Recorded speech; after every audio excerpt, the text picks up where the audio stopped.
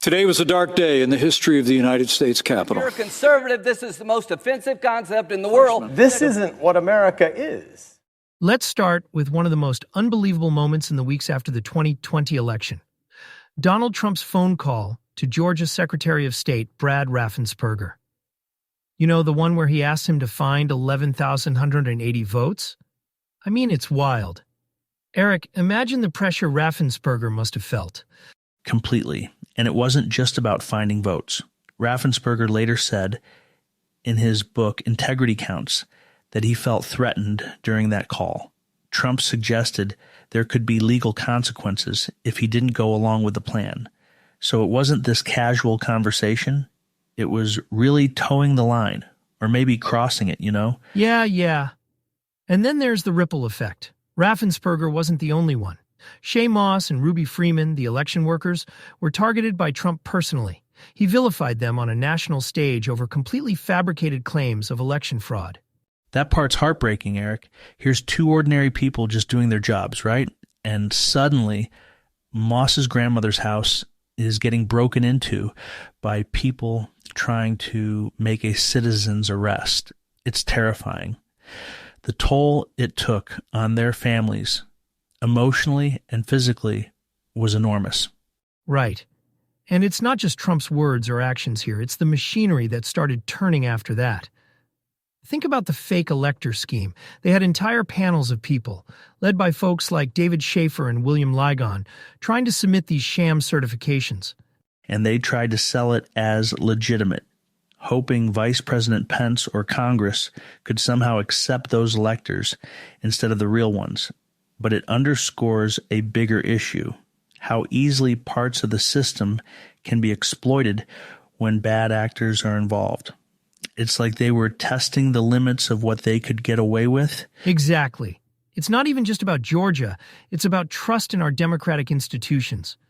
When you have leaders pushing baseless fraud claims, or worse, undermining results because they didn't like the outcome, it destabilizes everything.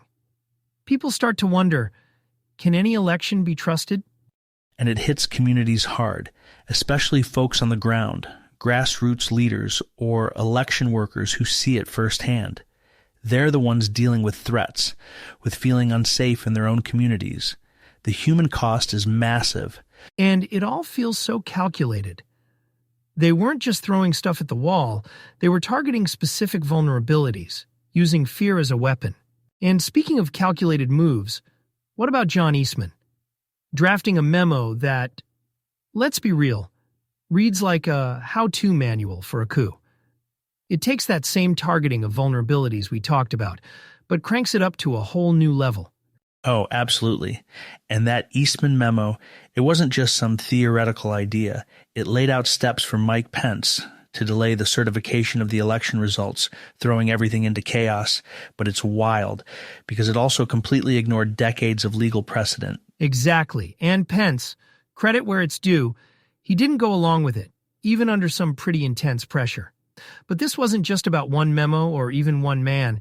Eastman's role extended far beyond that. He was out there actively pushing these bogus claims of fraud and trying to convince state legislatures to appoint their own fake electors. Right. And all of this feeds into this bigger story of how certain people at the highest levels, were willing to test the very fabric of our democracy. I mean, look at Jeff Clark. Here's a guy in the Department of Justice breaking rules by secretly meeting with Trump and pushing internet conspiracy theories, like this wild idea about hacked voting machines tied to thermostats. I can't even wrap my head around it. Yeah, Jeff Clark. I mean, it's hard to overstate how dangerous that was. Trump wanted to replace the acting attorney general with this guy just to give his plan some legitimacy. And when people at the DOJ pushed back, he doubled down. Then, at his January 6th committee deposition, he pled the Fifth, over 100 times. That's telling right there, isn't it?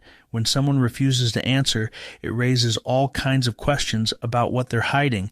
But even beyond that, Eric, the damage these actions cause to public trust, it's monumental. Clark wasn't just undermining his own department, he was chipping away at the faith people have in our justice system. And the fallout for both of these guys, Eastman and Clark, is still ongoing. Eastman's facing criminal referrals and bar association action. And Clark, he's not only dealing with contempt charges, but also being named in major election interference probes, like in Georgia. It's almost poetic in a way. You spend all this effort to twist the system for your own gain, and now that system is holding you accountable. But it's a reminder, too, of how fragile democratic institutions can be when people who understand the law decide to break it. Yeah, and it's not just about laws written on paper.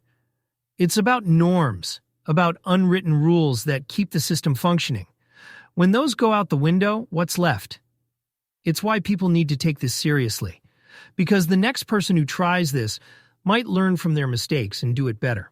And that's the scariest part. What happens next time? It really makes you wonder, Scott, what happens when layers begin to peel back?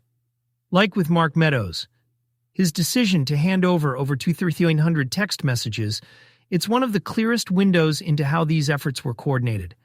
Have you gone through any of those messages yourself? Some of them. And it's, wow, it's like peeking behind the curtain. These weren't just minor private texts. They were full-on strategic conversations. You've got Meadows coordinating with members of Congress, media personalities, even people like Donald Trump Jr. It's the kind of stuff that makes you stop and go, this really happened? Exactly. And the thing that gets me is how it shifts. At first, it's all about pushing the narrative of a rigged election. But then, as the riots unfold, there's this scramble. Texts flying in, begging Trump to call it off, to tell people to leave the Capitol. It's panic mode. Right. And folks like Marjorie Taylor Greene and Laura Ingraham, they're literally pleading with Meadows, saying things like, hey, Mark, the president needs to tell these people to go home. And yet Trump waits hours before finally doing anything. That silence, it speaks volumes. It really does. And you know what's striking is how quickly the narrative shifted after that. Suddenly it wasn't MAGA supporters, it was Antifa. Or bad apples infiltrating peaceful protests. Anything to deflect blame? Exactly. And it just shows how malleable the narrative became for some of these leaders. Kevin McCarthy initially says Trump bears responsibility. Mitch McConnell calls it provoked by the president. And then weeks later, suddenly they've softened or walked it back entirely. Leadership, if we can even call it that, became more about damage control than accountability. And there's a tragic irony to all of it. In moments of crisis, you need leaders who step up, who take responsibility, you know? But what we got was deflection, conspiracy theories, and frankly, cowardice. And it's not just the immediate consequences, Scott. This stuff erodes public trust. People start asking, if this is what leadership looks like, how can we trust democracy itself? You're spot on, Eric. Public trust is the cornerstone of a functioning democracy. When leaders sidestep accountability or twist the truth for political survival, it just chips away at that foundation. And before you know it, you've got a system where everyone's doubting everything. Elections, institutions, even each other. It's a vicious cycle, isn't it? And Meadows' texts kind of encapsulate that whole problem. There's no filter, no focus on what's truly best for the country. Just spin, spin, spin. Which leads us here to now. We've been through this massive national trauma, and the big question is, have we learned from it, or is this just a preview of worse to come? It's like, can America take these hard lessons and actually build safeguards for the future? And that question, what comes next? That's what keeps me up at night, Scott. But I think there's reason for hope. Episodes like this, this very podcast, is part of how we move forward, right? By peeling back the layers, by talking about it, by engaging with facts. That's how trust is rebuilt, one story, one conversation at a time. You're right, Eric. And honestly, that's what democracy is. It's messy, it's imperfect, but it's worth fighting for. And it starts with people who care enough to ask the hard questions and hold power accountable. People like our listeners. And on that note, thanks for joining us today. Remember, understanding is the first step to empowerment. Stay curious, stay engaged, and we'll see you next time.